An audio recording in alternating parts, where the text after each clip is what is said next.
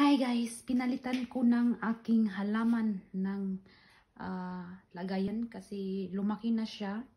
Kaya pinalitan ko siya ng yung ano ba, yung flower base kasi nga maliit lang yung naano ko diyan naglagay. Lumaki na kasi siya guys, kaya lipat ko na sa malaking ano ba, sa malaking flower base. Yan, nakikita ninyo.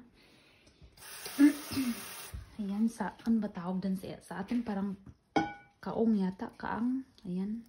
So, anuin muna natin yan. Diligan muna natin siya, diligan.